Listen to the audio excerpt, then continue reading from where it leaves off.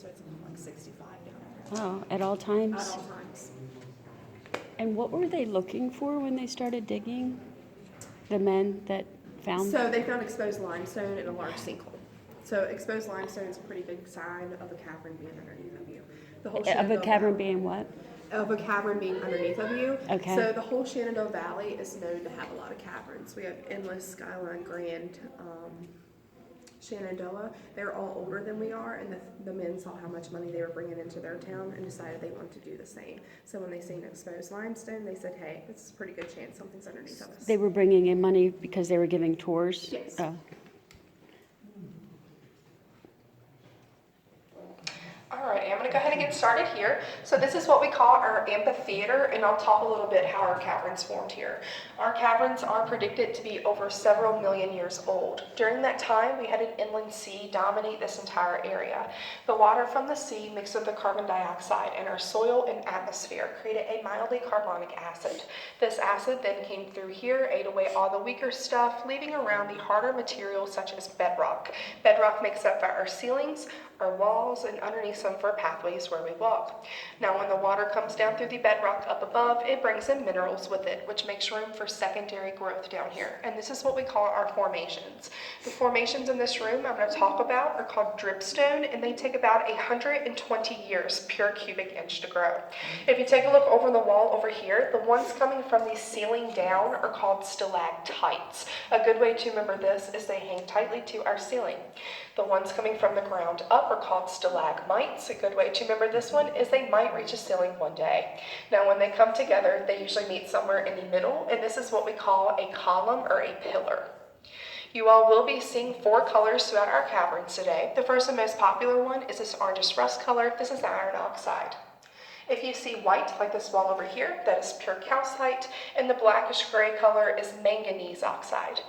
You will also see some green throughout our caverns today, but this is not natural down here. This is something we call cave algae. This happens because we bring in plant spores on our shirts, they fall off while we walk, mix with our lighting system, creates the cave algae. It doesn't hurt our formations, it's just not very pretty down here. It's where our lighting system's on a timer, we're trying to cut this stuff out. And I do realize that was a lot of information for just one stop, so before we move on, does anyone have any questions?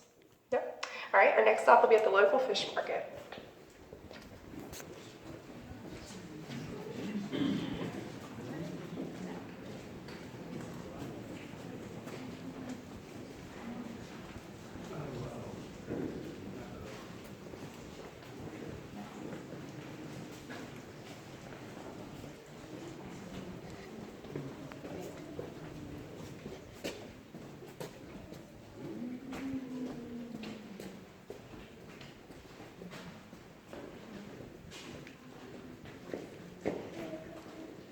So nothing ever drops off? No, no ma'am.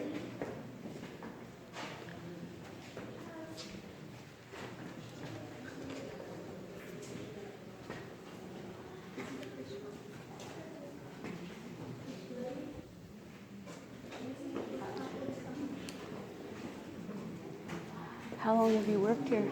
How long have I worked here? Yeah. Can you take a guess? How long do you think I've been working here? 10 years. 10 years. No, I haven't even been here a year yet. Just by you saying, Yeah. how long? My year mark will be February 18th.